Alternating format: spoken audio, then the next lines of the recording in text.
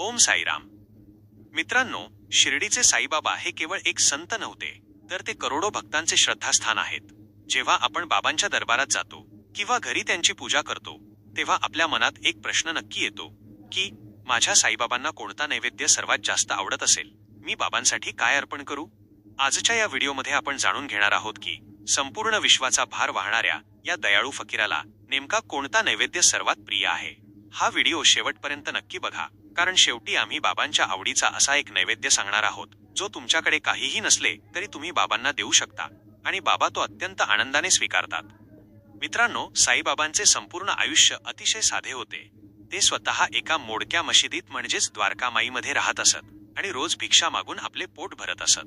त्यामुळे बाबांना कधीही मोठ्या पक्वान्नांची किंवा महागड्या मिठाईची हाव नव्हती.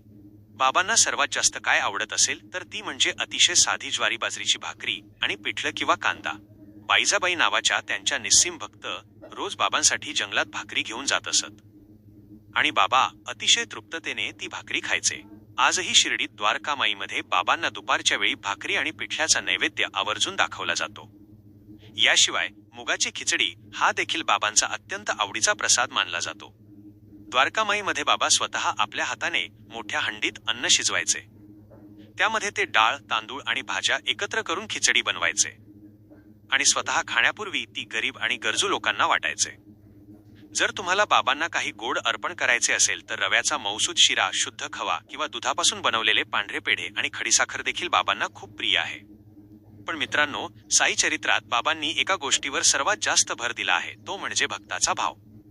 बाबा नेहमी सांगायचे की तुम्ही मला सोन्याच्या ताटात जरी 56 भोग दिले, पण त्यात जर प्रेम आणि श्रद्धा नसेल तर मी त्याकडे बघणारही नाही. पण जर तुम्ही मला अत्यंत प्रेमाने आणि डोळ्यात भक्तीचे अश्रू ठेवून कोरडी भाकरी किंवा पाण्याचा घोट जरी अर्पण केला तरी मी त्याचा आनंदाने स्वीकार करेन. आणखी एक महत्वाची गोष्ट म्हणजे भुकेलेल्यांना अन्न देणे. बाबांच्या मते जर तुम्ही एखाद्या भुकेलेल्या माणसाला, कुत्र्याला, मांजरीला किंवा कोणत्याही मुक्या प्राण्याला अन्न दिले तर ते थेट बाबांपर्यंत पोहोचते. प्राणीमात्रांवर दया करणे आणि त्यांना अन्न देणे हाच बाबांसाठी जगातील सर्वात मोठा आणि प्रिय नैवेद्य आहे. त्यामुळे मित्रांनो, पुढच्या वेळी जेव्हा तुम्ही बाबांची पूजा कराल किंवा शिर्डीला जाल तेव्हा मनात कोणताही संकोच न ठेवता फक्त शुद्ध प्रेम आणि भक्तीचा नैवेद्य बाबांना अर्पण करा. बाबा तुमची भक्ती नक्की स्वीकारतील. तुम्हाला हा व्हिडिओ कसा वाटला आणि तुम्ही बाबांना कोणता नैवेद्य दाखवता हे आम्हाला कमेंट करून नक्की सांगा. व्हिडिओ आवडला असेल तर लाईक आणि शेअर करा आणि आपल्या चॅनलला सबस्क्राईब करायला विसरू नका.